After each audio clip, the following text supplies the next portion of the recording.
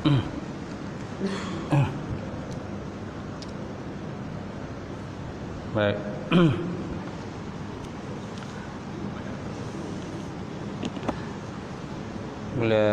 Mulakan kuliah malam ini dengan sama-sama membaca Alkitab ila hadratin Nabi Muhammad Mustafa Rasulullah sallallahu alaihi wasallam wal alihi kiram ashabil izam syawillahumul Fatihah. A'udzubillahi minasyaitonir rajim. Bismillahirrahmanirrahim. Alhamdulillahi rabbil alamin arrahmanir rahim maliki yaumiddin.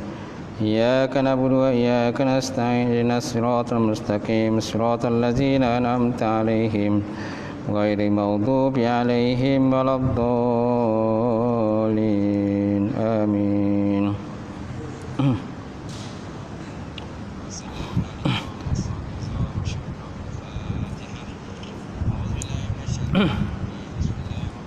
Assalamualaikum warahmatullahi taala wabarakatuh.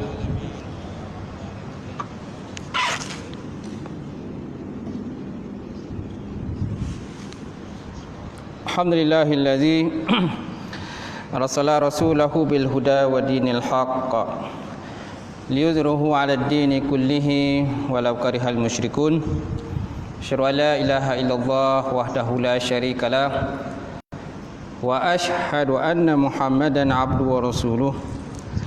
Allahumma salli wa sallim ala sayyidina wa nabina wa maulana Muhammad imamil muttaqin wa qaidud du'an jahidin wa ala alihi wa sahbihi wa man da'a bi da'watihi wa sanna bi sunnatihi ila yaumiddin. Rabbi israh li sadri wa yassir li amri wa hlul 'uqdatam min lisani yafqahu qawli. Subhanaka la ilma lana illa ma 'allamtana innaka antal alimul hakim. Wala haula wala quwwata illa billahil alim azim. Qala Allah Subhanahu wa ta'ala fi kitabil azim wa a'udzu billahi minasyaitonir rajim. Bismillahirrahmanirrahim. Yarfa'illahu allazina amanu minkum wallazina utul ilma darajat. Maksudnya Allah SWT mengangkat orang-orang yang beriman dan berilmu di kalangan kamu akan beberapa derajat. Waqala Nabi sallallahu alaihi wasallam, salah satu man kunna fihi wajada halawatal iman ayakuna Allah rasuluhu wa habba ilaihi mimma siwahuma wa ayyuhibbal mar'a la yuhibbuhu illa lillah wa ayyukraha ayyuda fil kufri kama yukraha ayyuzafu ilan nar. Maksudnya tiga perkara barang siapa yang terdapat dalam hatinya itu tiga perkara nescaya dia mendapat kemanisan iman. Yang pertama, bahawa adalah Allah Ta'ala dan Rasulnya itu lebih dikasihi melebihi daripada kasih kepada selain keduanya. Yang kedua, tiadalah dia mencintai seseorang itu melainkan cintanya itu kerana Allah Subhanahu Wa Ta'ala. Yang ketiga, bahawa dia benci kembali kepada kekafiran ataupun kekufuran sebagaimana dia benci dicampakkan ke dalam api neraka. Alhamdulillah.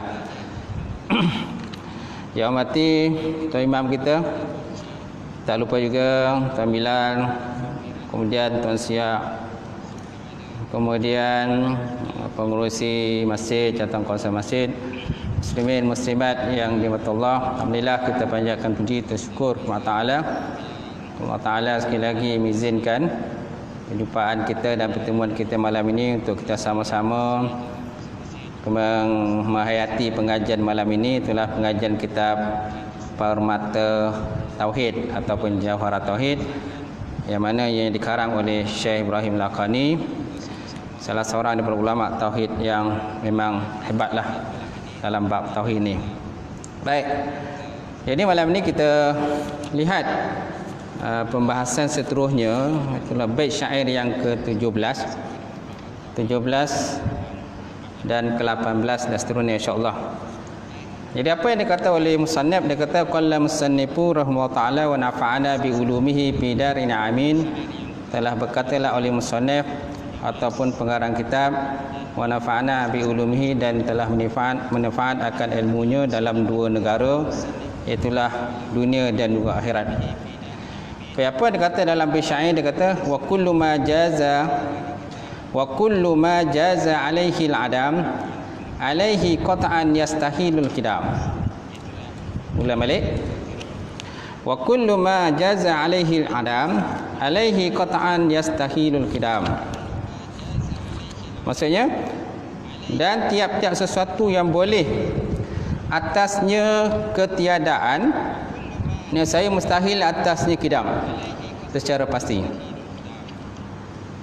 Maksudnya wa kullu ma jaza alaihi al-adam, dan tiap-tiap sesuatu yang boleh atasnya ketiadaan, adam mana ketiadaan, saya mustahil atasnya kidam secara pasti. Itu yang pertama. Kemudian bait syair keduanya, yang kedua, yang ke-18, wa fusiral iman bit tasdiq wal nutqu fihi alfu bit tahqiq. Wa fusiral iman bit tasdiq, dan ditafsirkan iman itu dengan tasdik. Tasdik mana membenarkan. Wal nutqu fihi al khulfu bit tahqiq, dan mengucapkan dua kalimah syahadat ada padanya khilaf. Khilaf dengan tahqiq. Tahqiq mana buatlah. Baik, kita lihat syair yang ke bait syair 17 itu. Jadi kita bahas bait syair ke 17 lah. Jadi bait syair 17 ni dia agak payah sikit. Dia agak berat dan susah sikit kita nak faham lah. Baik, kita lihat apa ni kata oleh musannaf. Dia kata musannaf mensyaratkan kepada qiyas dari susunannya itu yang seperti ini. Musannaf mana pengarang mengisyarat dengan qiyas dari susunannya itu yang seperti ini. Jadi apakah maksud dengan qiyas di situ? Adakah qiyas dalam fiqh? Kerana semua hukum dalam Islam ni dia ada 4. Pertama Quran, yang kedua sunnah Rasulullah SAW, yang ketiga ijma' ulama, dan yang ketiga qiyas. Qiyas. So adakah qiyas di sini sama dengan qiyas yang dalam bab fiqh? Ni persoalannya lah. Jawapannya ialah tidak sama. Jawapannya tidak sama. Kenapa? Kerana qiyas dalam yang disebutkan dalam kitab ini ialah qiyas dalam ilmu mantiq. Qiyas dalam ilmu mantiq, bukan qiyas dalam ilmu fiqh. Kalau qiyas dalam fiqh itu ialah perbandingan. Kita buat suatu perbandingan, mana kita nak betulkan satu hukum B, kita lihat pada perbandingan terdapat dalam hukum A, daripada situ maka kita dapatlah kesimpulan kepada hukum B. Itu dikatakan sebagai qiyas. Tetapi di sini bukan qiyas itu bermakna begitu. Qiyas di sini ialah istilah terdapat dalam ilmu mantiq. Apa yang dikatakan qiyas dalam ilmu mantiq? Qiyas dalam ilmu mantiq ialah lafzun turukiba min qadiyataini fa aksara yalzimu anhuma li zatihima qaulun akhar. Satu lafaz yang tersusun di antara dua qadiyah. Satu lafaz yang tersusun di antara dua qadiyah. Fa aksara ataupun lebih daripada dua qadiyah. Yalzimu anhuma, yang lazim daripada keduanya, li zatihima, bagi zat keduanya qadiyah, qaulul akhar, perkataan yang lain. Perkataannya lain. Contoh dia seperti alam mutaghayyir. Alam itu berubah. Wa kullu mutaghayyirin hadis. Setiap benda yang berubah itu baru. Yalzimu anhu alam hadis. Lazimlah daripadanya itu alam tu baru. Alam tu baru. Okey. Mana ada dua qadiyah. Qadiyah pertama dan qadiyah kedua. Macam hari itu saya dah bahas sikit kan tentang qadiyah muqaddimah kubra dan juga muqaddimah kubra. Okey. Apakah dikatakan qadiyah? Qadiyah itu ialah sesuatu ayat yang mengandungi mubtada dan khabar. Tapi mubtada dan khabar itu istilah yang terdapat dalam ilmu nahwu.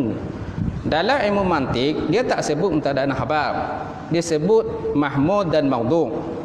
Disebut mahmud dan maudhu'. Contoh ayat tadi, al-alam mutaghayyir. Alam itu baharu.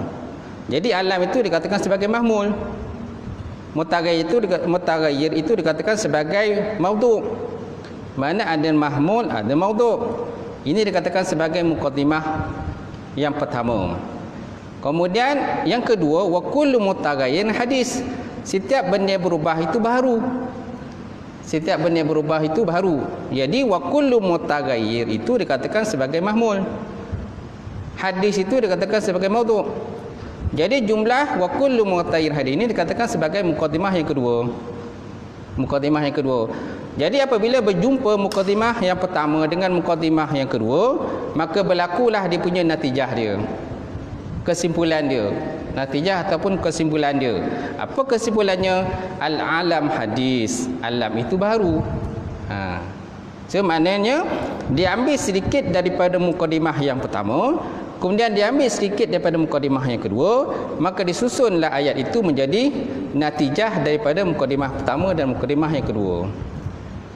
Natijah daripada muqaddimah yang pertama dan muqaddimah yang kedua. Okey, saya ulang sekali lagi. Kan, al-alam mutaghayyir. Alam itu baharu. Ni contoh yang terdapat dalam ilmu mantik ni. Saya belajar mantik ni di Aceh dahulu. 20 tahun lepas, dan kitab ni masih lagi baik lagi. Kitab ni masih baik lagi. Saya simpan kitab ni. Okay? Al-alam mutaghayyir. Alam itu baharu. Jadi alam itu dikatakan sebagai istilahnya mahmul. Dalam ilmu nahwu dikatakan sebagai mubtada'. Mutaghayyir itu dikatakan sebagai maudhu'. Maudhu' kan, ataupun istilah lainnya ialah khabar.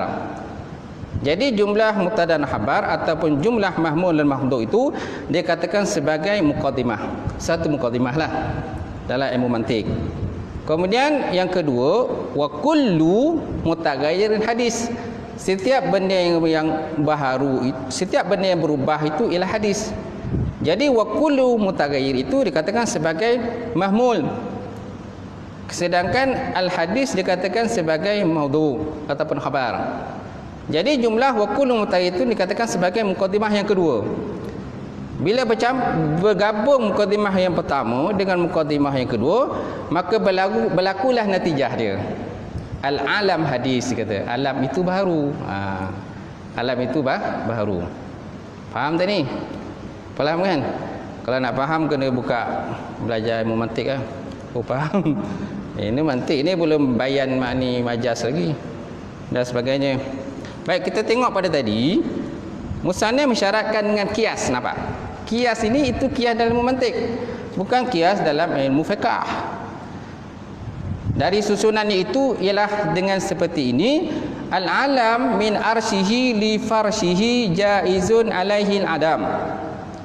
Al-alam min arsyihi wa li farsyihi jaizun alaihi al-adam. Bermula alam daripada arasnya sehinggalah kepada hamparannya ataupun alasnya, jaizun hukumnya adalah harus, alaihi adam harus di atasnya itu adam, binasa. Harus atasnya binasa. Ini dikatakan sebagai satu mukadimah. Satu mukadimah. Jadi ayat al-alam min arsyihi wal arsyihi li farsyihi ini dikatakan satu mahmul lah. Kita katakan sebagai satu mahmul. Jaizun alaihi al-adam itu dikatakan sebagai maudhu'. Sebagai maudhu'. Jadi dah ada satu mukadimah. Okey, wa kullu ma jazza alaihi adam istahilna alaihi kidam. Setiap benda yang harus atasnya oleh tiada, mustahillah atasnya itu kidam. Mustahil atasnya itu sedia. Okey, setiap barang yang harus atasnya itu binasa, so maknanya mustahillah atasnya itu sedia atau kidam. Kerana kidam ni hanya sifat yang ada kepada Allah Subhanahu Wa Taala. Jadi kat situ ada maudhu' dan juga maudhu'. Jadi jumlah ini dikatakan sebagai muqaddimah yang kedua. Muqaddimah yang kedua. So makna dah ada satu muqaddimah pertama dan ada muqaddimah yang kedua. So apa dia punya natijah dia? Apa dia punya natijah dia? Lalu dia kata lantas hasillah qiyas seperti berikut. Dia kata al-alam min arsyihi li farsyihi istahalla alaihi al-qidam. Jadi alam itu daripada arasnya sehinggalah kepada hamparannya, mustahillah atasnya itu bin akidam ataupun sedia. Mustahil atasnya itu sedia. Kerana alam ini hakikatnya adalah binasa. Alam ini hakikatnya binasa. Okey? Itulah dia punya natijah dia. Dah ada mukadimah sughra, dah ada mukadimah kubra, ataupun dah ada mukadimah pertama, dah ada mukadimah kedua, dan ada natijah dia. So dia akan, jadi natijah ini biasanya diambil daripada sedikit perkataan daripada mukadimah pertama dan diambil sedikit daripada mukadimah yang kedua. Maka jadilah jumlahnya al-alam min arsihi li farshihi istahalla alail kidam. Alam daripada arasnya sehinggalah kepada hamparan alam itu, okay? Mustahil atasnya itu kidam. Mustahil atasnya itu sedia, kerana sifat sedia ini hanyalah kepada Allah Subhanahu Wa Taala saja. Itulah jawapan dia. Boleh? Faham ke tak faham? Okey. Baik, seterusnya fasabata hudusuhu, maka sabitlah oleh hudusnya alam itu. Apa makna alam itu hudus? Baharu. Alam itu baharu. Fa iza sabata hudusuhu fala budda lahu minal muhdis. Maka apabila tersabitlah ataupun tetaplah alam itu bersifat baharu, fala budda lahu, maka tidak boleh tidak lahu baginya alam itu minal muhdis, daripada orang yang membaharukan dia. Tidak boleh tidak daripada orang yang membaharukan ataupun zat yang membaharukannya, itulah Allah Subhanahu Wa Taala. Okey, itulah jawapannya. Baik, kita tengok belakang. Okey, alam itu dari arasnya sehinggalah alasnya ataupun hamparannya, mustahil atasnya kidam, maka tetaplah kebaharuannya alam. Dan jika tetap kebaharuannya alam, maka haruslah ada baginya zat yang menciptakan alam itu, iaitu siapa? Allah Subhanahu Wa Taala lah yang menciptakan alam. Baik, hasil inilah yang dicari, kerana pokok perbicaraan adalah pada berfikir yang dapat menghantarkan kepada makrifatullah. Berfikir yang dapat menghantarkan kepada makrifatullah. Jadi hasil daripada ini yang dapat kita carilah. Apa benda kita nak cari sebenarnya? Satu benda yang kita nak boleh sampai kepada makrifah Allah Subhanahu Wa Taala. Apa makna makrifah? Mengenal Allah. Apa makna mengenal? Al-jazmu mutabiq lil waqi' bid dalil ataupun ad-dalil. Okay? Satu sifat jazam, satu jazam ataupun pasti yang bersesuai dengan realitinya, kan, berserta dengan hujah dan juga dalil. Mana satu kepercayaan kita, keyakinan Allah Ta'ala ini mencipta alam, dan percayaan kita itu adalah satu percayaan yang jazam. Tak boleh orang kata ragu-ragu. Tak boleh kita ragu-ragu Allah Ta'ala ni yang mencipta alam. Hakikatnya alam ni dah wujud. Bila alam dah wujud, sudah tentu ada yang menciptakan alam. Ada juga pertanyaan, siapa yang mencipta Allah Ta'ala? Ada juga pertanyaan tu. Kan, kalau Allah Ta'ala mencipta alam, so siapa yang mencipta Allah? Allah Ta'ala tiada yang menciptakan, kerana dia jadi dengan sendirinya. Tidak ada awal dan tidak ada pemuraan kepada kejadian Allah Subhanahu Wa Ta'ala. Yang bertanya itu ialah biasanya orang yang nak memperlekehkanlah Allah Ta'ala. Baik, dan kesimpulannya tuan-tuan, bahawa anda tetapkan terlebih dahulu baharunya arad dengan menyaksikan berubah-ubahnya daripada tiada kepada ada, dan sebaliknya daripada ada kepada tiada. Ulang balik, dan kesimpulannya bahawa anda tetapkan terlebih dahulu baharunya arad. Apa dia katakan arad? Kerana arad pun kadang kita confuse kan. Apa makna arad? Arad ialah pecahan daripada makhluk. Bila sebut makhluk, dia akan terbagi pada dua. Pertama jisim, yang kedua arad. Pertama jisim, yang kedua arad. Okey. Arad ialah sesuatu benda yang mengambil tempat yang ataupun mengisi akan kadar lapangnya. Jisim adalah satu benda yang mengambil akan kadar lapangnya, itu dikatakan sebagai jisim. Okey, jisim pula jirim, makhluk bagi pada dua, jirim dan juga arad. Arad, jirim ialah satu benda yang mengambil akan kadar lapangnya. Jirim terbagi pada dua. Okey, jisim dan juga jauhar. Jisim dan juga jauhar. Jisim ialah satu benda yang boleh menerima bahagi. Jauhar adalah satu benda yang tidak boleh menerima bahagi. Satu benda yang tidak boleh menerima bahagi. Seperti atom ke neutron kan. ataupun satu titik yang sangat halus, kan, itu dikatakan sebagai jauhar. Kemudian jisim pula terbagi pada dua.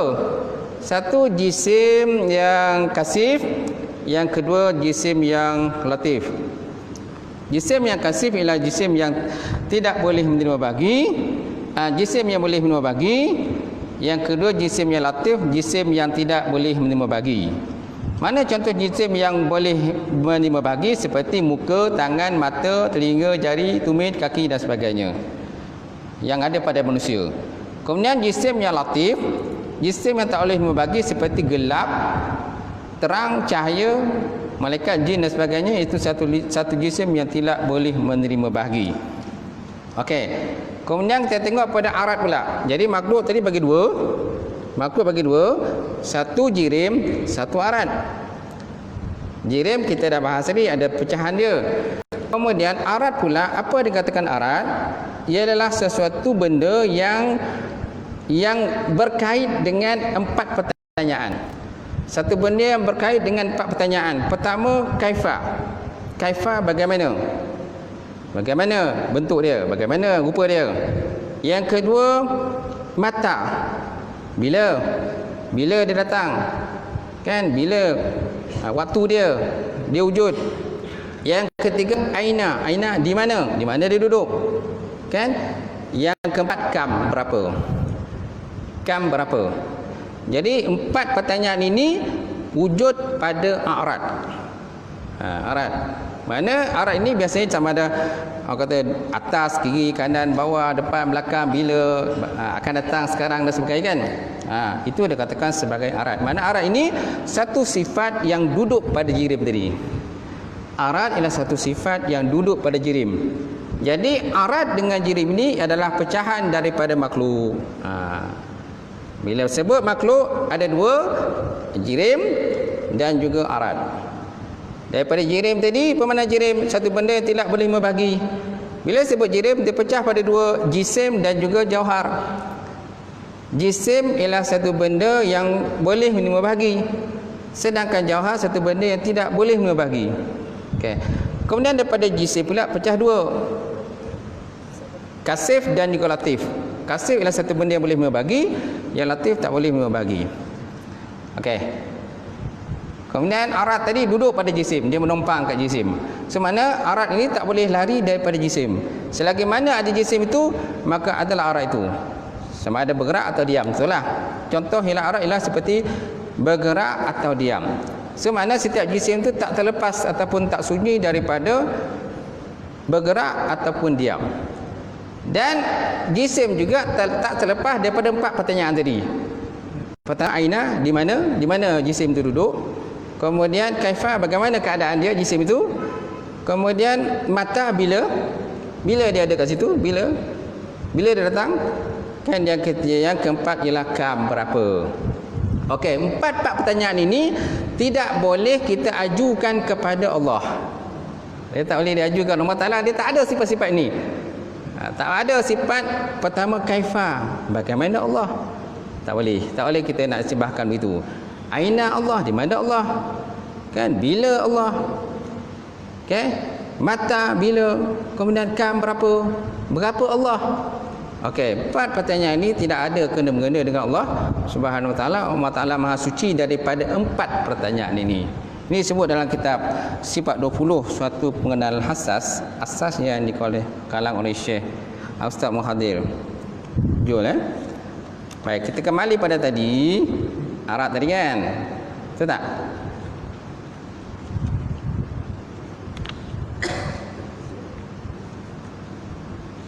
Muka surat 70 dah hilang dah. Okey, 70. Okey. Dan kesimpulannya dia kata bahawa anda tetapkan terlebih dahulu baharunya arat. Arat kan benda yang menumpang pada jisim kan? Gerak, diam, atas, bawah, kiri, kanan dan sebagainya. Kan? Dengan menyaksikan berubah-ubahnya arat itu daripada tiada kepada ada. Dan sebaliknya, daripada ada pada tiada. Maka berkatalah anda, arat itu telah disaksikan berubah-ubah daripada tiada kepada ada dan sebaliknya. Dan tiap-tiap sesuatu yang seperti itu maka dia adalah hukumnya baharu. So mana arat itu baharu? Kerana arat ini adalah pecahan daripada makhluk. So makhluk adalah sifatnya baharu. Jadi arat ni duduk menumpang pada jisim. Duduk menumpang pada jisim. Baik, kemudian dihasilkan bahawa arat itu baharu. Kemudian anda tetapkan baharunya ajram ataupun jirim-jirim. Kemudian anda tetapkan baharunya ajram, mana jirim-jirim. Ajram ni jamak daripada jirim. Dan kemustahilan kidam atasnya jirim dengan sebab melaziminya bagi arat yang baharu. Maka anda berkata ajram ataupun jirim-jirim itu melazimi bagi arat yang baharu. Dan tiap-tiap sesuatu yang seperti itu maka dia baharu dan mustahillah atasnya kidam. Mustahillah arat itu adalah hukumnya kidam. Dia mustahil kidam, dia tetap baharu juga. Semana arat ini satu benda yang baharu. Jirim pun baharu kerana dia terpecahan daripada makhluk. Pecahan daripada makhluk, dan makhluk itu adalah baharu. Makhluk adalah baharu. Lawan makhluk siapa? Allah. Allah sifatnya kidam. Maka terhasillah bahawa ajram ataupun jirim-jirim itu baharu dan mustahillah atasnya jirim itu kidam. Mustahillah dia kidam. Mustahillah bersifat kidam. Mana kidam sedia. Sifat sedia hanyalah sifat yang ada pada Allah. Wujud kidam, kan? Wujud kidam. Kidam ni termasuk dalam sifat salbiah. Sifat salbiah ada 5. Wujud sifat nafsiah. Okey? Maka perlulah ketahui bahawa dalil ini ada 7 pokok pembicaraan yang terkenal dengan sebutan matalib sab'ah. Matalib ni maksudnya tuntutan ataupun tempat tuntutan sab'ah yang 7.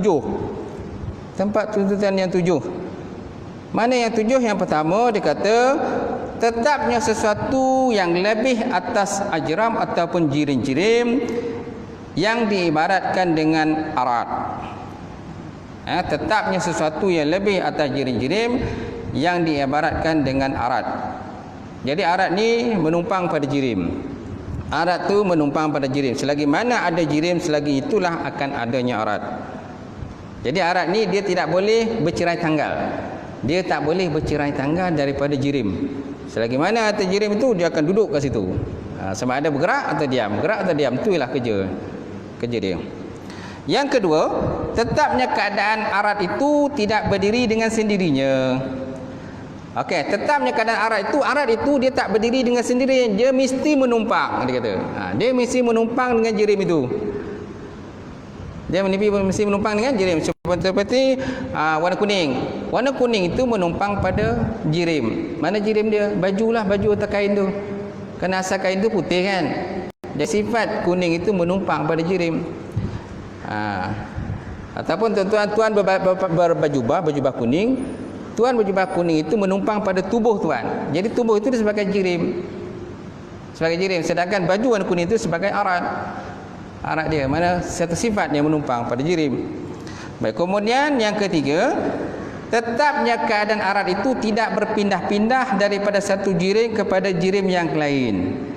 Yang ketiga, arat itu pula dia tak berpindah ke jirim lain. Kerana setiap jirim tu dia dah ada arat dia sendiri.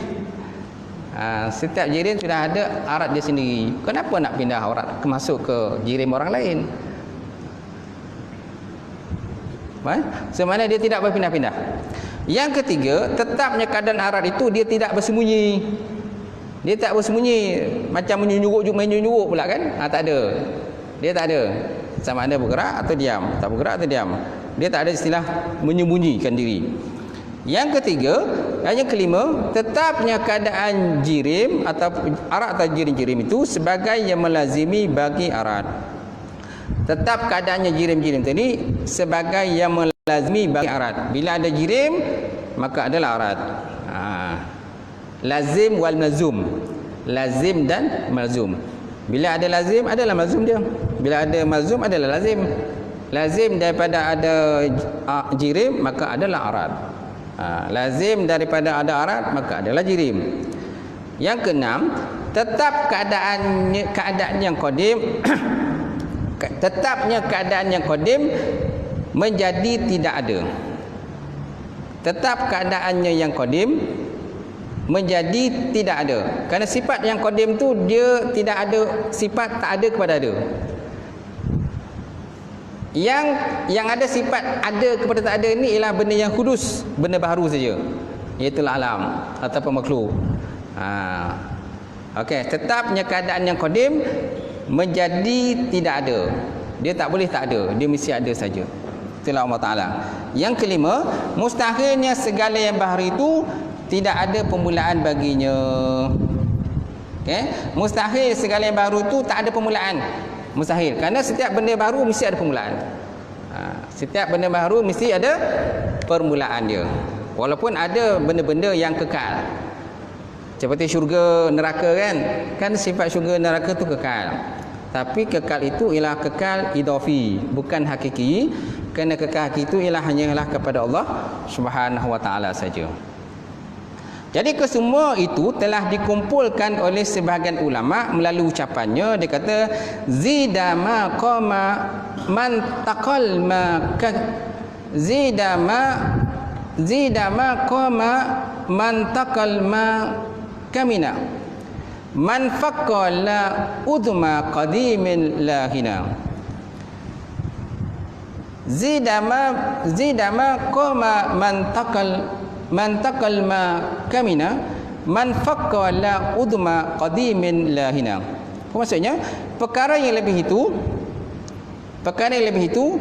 tidak berdiri dengan sendirinya, tidak dia pula berpindah-pindah, dia juga tidak dia itu bersembunyi, kemudian dia juga tidak terlepas, kemudian dia tidak ada adam bagi yang qadim, dan tidak ada segala yang baru, itu tidak ada permulaan baginya. Tiada permulaan. Jadi semua benda ni disebut dah kat 7 benda tadi. Dia dah sebut tadi dah. Ada Mutalib Sabah kan 7 tadi kan. Jadi 7 itu dia rangkum semuanya dalam satu bait syair. Dalam satu bait syair. Zidama qama man taqal ma kamina man faqala udma qadimin lahina. Perkara yang lebih itu tidak berdiri dengan sendirinya. Ini nak cerita semua sifat-sifat arat ini. Sifat-sifat arat tadi, pertama perkara yang lebih itu, itulah arat itu. La berdiri, tidak berdiri dengan sendirinya pun arat juga. Tidak dia berpindah-pindah, itulah arat juga, tak berpindah. Tidak dia bersembunyi, arat pun tak bersembunyi. Okey. Kemudian tidak dia terlepas, dia pun tak terlepas, tak bercerai tanggai daripada jisim. Kemudian tidak ada adam bagi yang qadim. Dan tidak ada segala yang baru itu, tidak ada permulaan baginya benda baru. Setiap benda baru mesti ada permulaan. So dirangkum dalam satu bait syair. Boleh? Mabuk Mabuk. Dia memang susah sikit. Tapi yang lepas ni syair ni senang sikit. Senang lah, ini susah sikit kan. Susah sikit. Siapa yang boleh faham ni kira hebatlah ni. Hebatlah, makam tinggi tu. Tuan-tuan makam tinggi, saya makam rendah je. Baik, kita lihat kepada lafaz zida. Zida ma qama. Zida itu terasing daripada ma. Jangan kita kata zida ma ni satu kalimat, jangan. Zida satu kalimat, ma tu satu kalimat yang lain. Asalnya mim alif. Zida ma. Mim tu ada alif. Zida ma qama. Jadi sebenarnya zida tu terasing daripada ma. Jadi apakah makna kalimat zida? Zida makna kalimatnya lebih. Perkara yang lebih itu lebih. Jadi lafaz zida adalah isyarat kepada yang pertama dan merupakan bantahan kepada gulungan falsafah yang tidak menerima tetapnya sesuatu yang lebih ke atas ajram ataupun jirim-jirim, sehingga sah pendalilan dengannya atas baharunya jirim. Dalil tetapnya sesuatu yang lebih, yakni arad adalah penyaksian. Dalil tetapnya sesuatu yang lebih ialah arad, yakni arad tadi adalah penyaksian.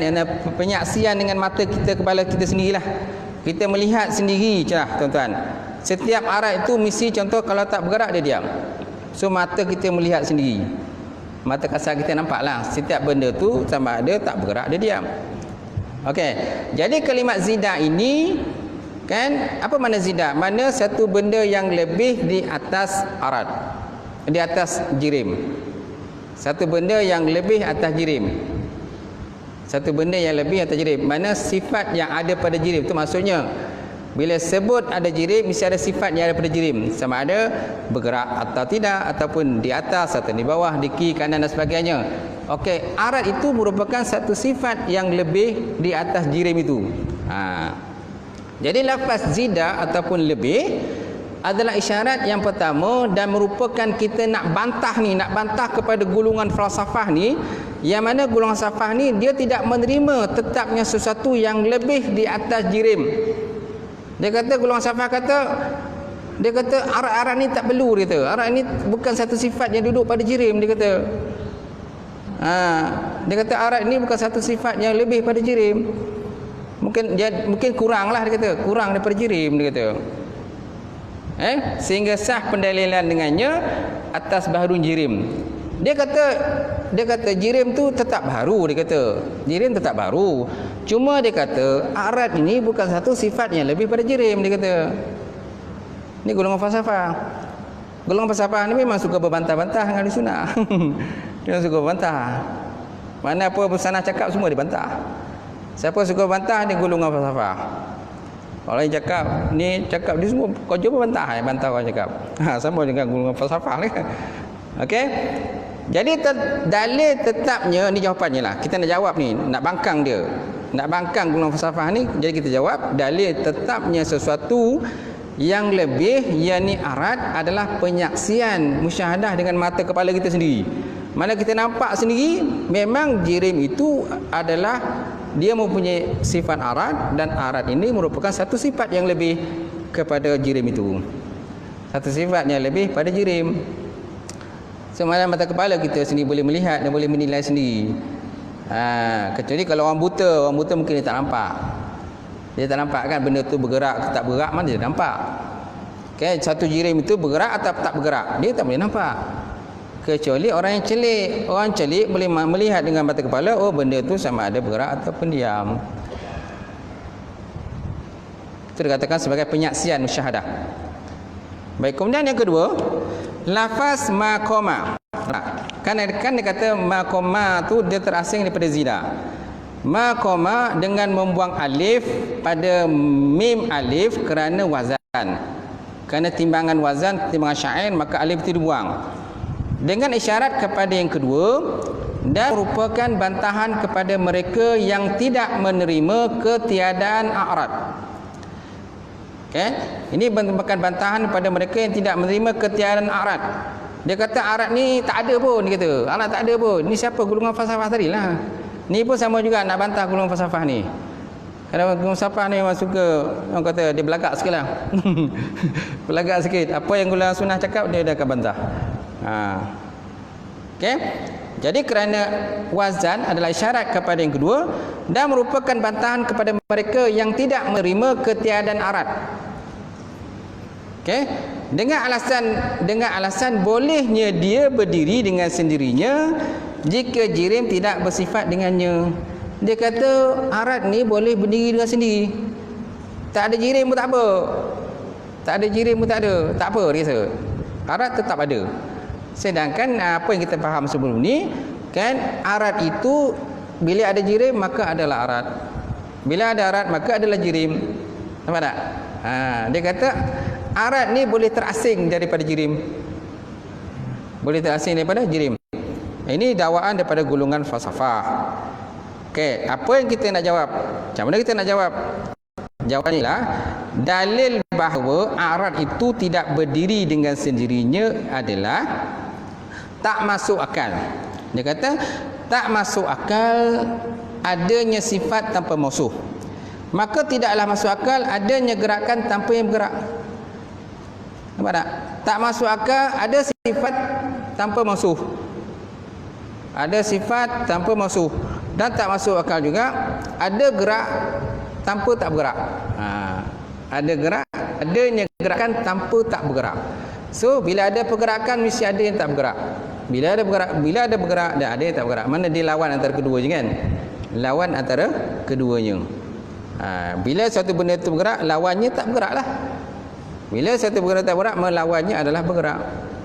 Okey, maknanya arat ini dia mesti duduk pada jirim. Semana arat itu mesti duduk, dia menumpang dengan jirim itu. Dia tidak boleh bercerai tangan daripada jirim. Okey? Jadi bila ada sifat, mesti ada mausuf. Sifat mana satu benda, sifat ialah yang menyifatkanlah. Mausuf benda yang kena sifat. Okey? Tak masuk akal adanya sifat tanpa mausuf, maka tidaklah masuk akal adanya gerakan tanpa yang bergerak. Ada gerakan tanpa yang bergerakkan, mesti ada yang bergerakkan. Seumpamanya lah. Wallahu alam. Sikit lagi ya. Yang ketiga, ma intakal. Ma intakal, barang yang berpindah. Barang yang berpindah. Ini yang apa? Yang ketiga tadi. Dia ada 7 kan? Ada 7 kan? Okay, yang ketiga. Ma intakal. Mana barang yang berpindah. Bukan, tidak berpindah-pindah. Ma tu mana? Ma tu manafi. Tidak berpindah-pindah. Adalah isyarat kepada yang ketiga. Dan merupakan bantahan bagi mereka yang tidak menerima adamul a'rab, ketiadaan segala arat-arat, dengan alasan bolehnya dia berpindah daripada satu jirim kepada satu jirim yang lain. Jadi golongan falsafah dia kata arat ini dia boleh berpindah daripada satu jirim kepada satu jirim yang lain. Satu jirim pada jirim yang lain. Dia kata arat boleh berpindah-pindah. Dalilnya bahawa dia tidak berpindah ialah jika dia berpindah. Ini jawab, kita nak jawab ni. Ni nak jawab ni. Dalilnya bahawa dia tidak berpindah. Mana jirim tak berpindah. Arat tak berpindah.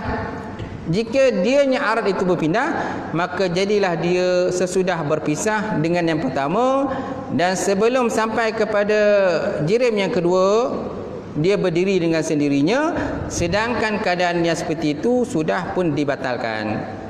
Sedangkan keadaan itu sudah pun dibatalkan. Tak boleh. Okey, mana sekarang ni contohnya ada 2 jirim. Jirim 1, jirim 2. Jirim 1, jirim 2. Pada setiap jirim ada arat dia sendiri. Ada arat dia sendiri. Dia kata, golongan falsafah kata jirim ni boleh berpindah ke sini, dia kata. Jirim A boleh berpindah kepada jirim B. Arat A boleh berpindah pada arat B. Arat A boleh berpindah pada arat B. Sedangkan yang kita tahu, arat dia tidak boleh duduk sendiri. Kerana apa? Kerana arat ini bila dia berpindah daripada A kepada B, bila dia duduk tengah-tengah, maknanya dia berdiri dengan sendirinya, dia kata. Bila duduk tengah-tengah sebelum sampai kepada jisim yang kedua, so maknanya arat dia berdiri dengan sendirinya. Sedangkan arat berdiri dengan sendirinya hukumnya mustahil. Hukumnya mustahil. So maknanya arat itu dia tidak boleh berpindah kepada jirim B. Kerana setiap arat itu ada jisim mereka sendiri. Sama ada bergerak ataupun diam. Bergerak atau diam. Macam tu kan? So arat yang ada pada jisim A tidak boleh berpindah kepada jisim B. Kerana apabila berpindah, sebelum dia sampai kepada jisim B, dia arat tadi akan berdiri dengan sendirinya. Sedangkan sifat arat tidak boleh berdiri dengan sendirinya. Mesti ada tempat yang dia duduk. Faham ke tak faham? Boleh kan? Perlahan tuan. Saya pun kadang mabuk juga. Mesti tak dapat jawabnya. Confirm tak boleh jawab. Okey. Dan lafaz ma kamina. Sampai situlah. Wallahu a'lam bissawab wa ilaihi marji'un. Lepas itu tanda.